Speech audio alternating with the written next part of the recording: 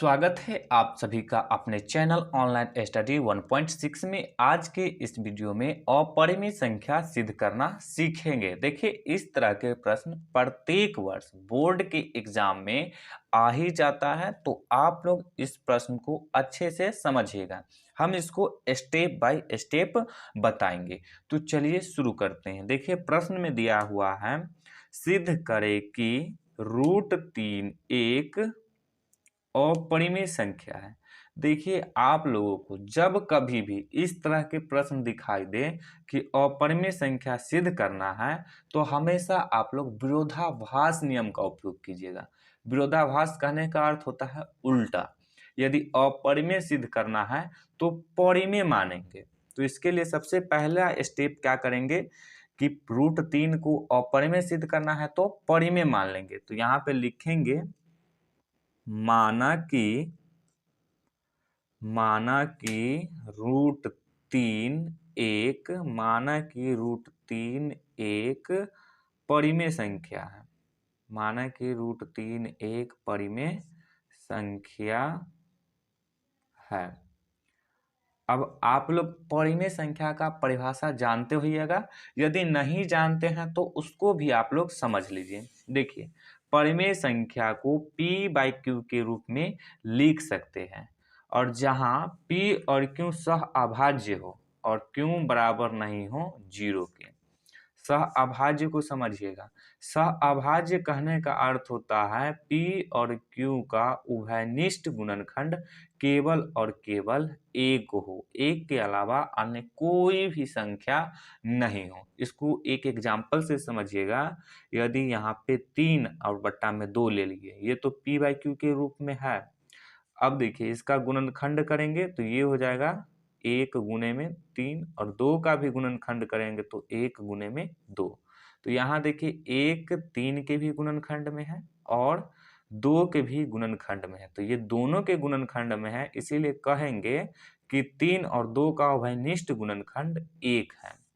तो यहाँ पे यही है सहअभाज्य, यानी कि p और q का उभयनिष्ठ गुणनखंड केवल और केवल 1 होना चाहिए। इसके अलावा अन्य कोई भी संख्या नहीं होना चाहिए। तो अब देखिए, यहाँ पे √3 को हम लोग परिमेय संख्या माने हैं, तो √3 को हम लोग p/q के रूप में लिख सकते हैं। तो अब इसको लिख देंगे। इसीलिए √3 बराबर p और बट्टे में q, और क्या होना चाहिए, जहां p और q सहअभाज्य है। क्या है? सहअभाज्य है तथा सहअभाज्य है तथा q बराबर नहीं है 0 के। अब देखिए, √3 जो है इसको हम लोग परिमेय मान लिए हैं, तो इसको हम जो रूट लगाए हैं इसको हटाना होगा। तो रूट कैसे हटता है? तो स्क्वायर करके रूट को हटाया जाता है। तो यहाँ पे स्क्वायर करेंगे, तो यदि बराबर के एक तरफ स्क्वायर करेंगे तो बराबर के दूसरे तरफ भी स्क्वायर करना पड़ेगा। तो पहला स्टेप में क्या करना था? उल्टा मानना था, और दूसरा स्टेप में क्या करेंगे? स्क्वायर करेंगे। स्क्वायर को हिंदी में क्या कहते हैं? वर्ग।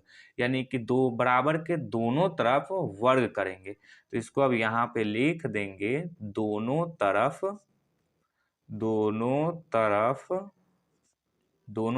वर्ग करने पर। अब देखिए, √3 का स्क्वायर बराबर p/q का स्क्वायर। √3 का स्क्वायर करेंगे तो स्क्वायर से रूट कैंसिल हो जाएगा, तो 3 जो है ये रूट से बाहर आ जाएगा, बराबर p²/q²। अब देखिए, इसके हर में कुछ नहीं तो 1 होता है। तो अब क्या करेंगे? इसका तिर्यक गुना करेंगे। तो 1 को p² से गुना करेंगे तो हो जाएगा p² बराबर 3 को q² से गुना करेंगे तो हो जाएगा 3q²। अब यहाँ पे भी एक चीज को समझिएगा, 15 है, 15 का गुणनखंड होगा 3 गुने में 5। तो ये 15 जो है ये 3 से भी विभाजित होगा यानी कि कटेगा, और ये 5 से भी विभाजित होगा यानी कि कटेगा। तो ये ठीक उसी तरह से यहाँ पे देखिए, p² बराबर है 3q²। तो ये जो p² है ये 3 से भी कटेगा और q² से भी कटेगा, यानी कि विभाजित होगा। तो इसको अब यहाँ पे लिख सकते हैं पी स्क्वायर 3 से, पी स्क्वायर 3 से विभाजित है। अब यहाँ पे एक और कंसेप्ट समझ लीजिए। देखिए यदि 4 का स्क्वायर 16 होगा, 16 यदि 2 से विभाजित है तो 4 भी 2 से विभाजित होगा ही होगा, यानी कि 2 से। तो ठीक उसी प्रकार से यहाँ पे पी स्क्वायर यदि 3 से विभाजित है तो पी जो है तो पी भी 3 से क्या होगा, विभाजित होगा। तो अब यहाँ पे लिख सकते हैं इसीलिए पी भी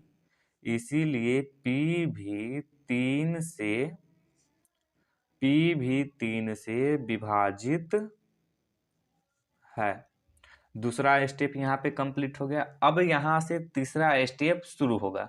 तो तीसरा स्टेप में क्या करना है कि P 3 से विभाजित है तो P जिस संख्या से विभाजित होगा उसको बराबर में मान लेना है, यानी कि यहाँ पे लिखेंगे P और बराबर में 3।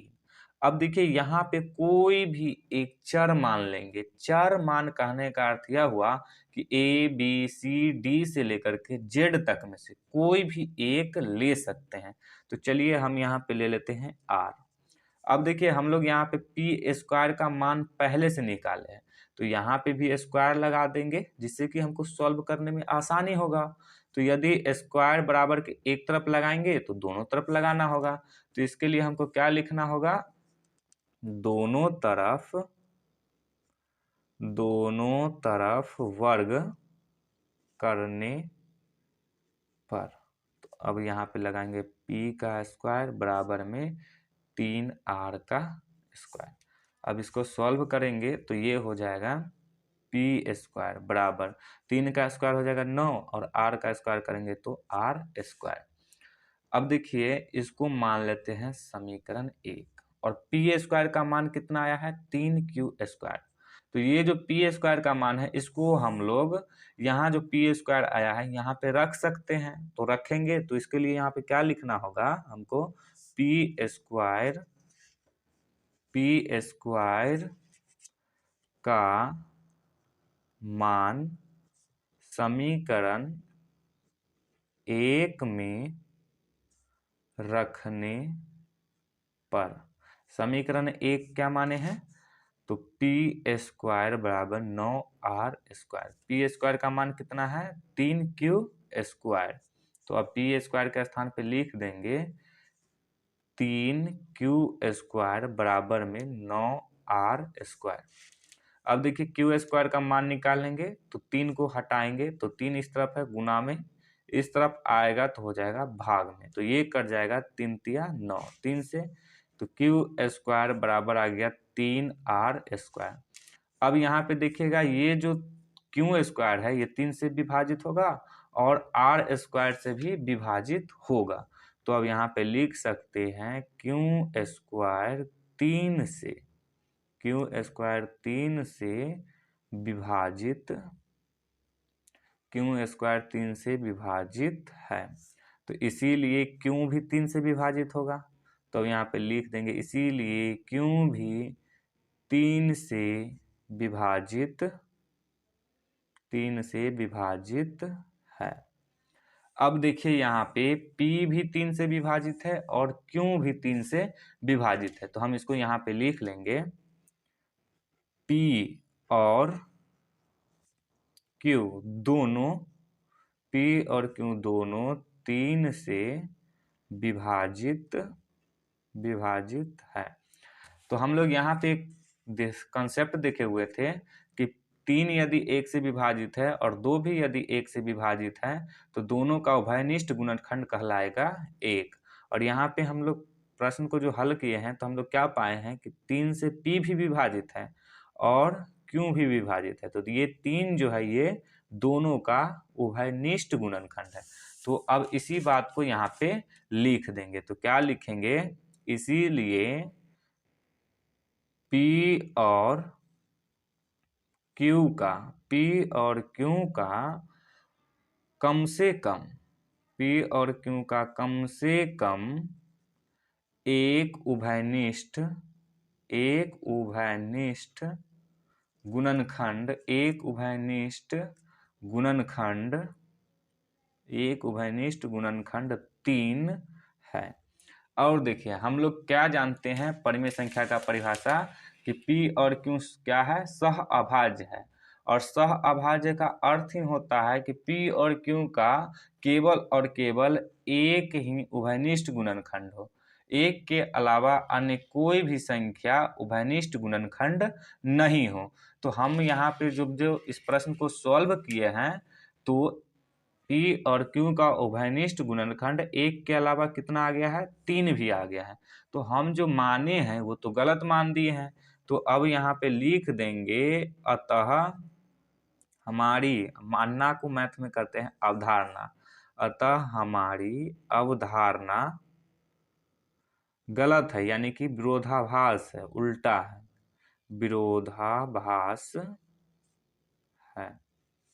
और हमारी अवधारणा विरोधाभास है यानी कि उल्टा है। तो हम लोग क्या माने हैं यहाँ पे, √3 को परिमेय माने हैं। √3 को क्या माने हैं, परिमेय माने हैं। तो √3 क्या हो जाएगा, अपरिमेय हो जाएगा। तो अब इसी को यहाँ पे लिख देंगे, इसीलिए √3 एक अपरिमेय संख्या है।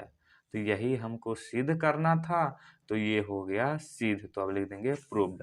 तो इसी तरह से आप लोग किसी भी रूट वाली संख्या को अपरिमेय सिद्ध कर सकते हैं। तो आशा करता हूं कि आप लोगों को अपरिमेय सिद्ध करना समझ में आ गया होगा। यदि समझ में आ गया हो तो आप लोग एक प्रश्न अपने से बना करके देखिएगा।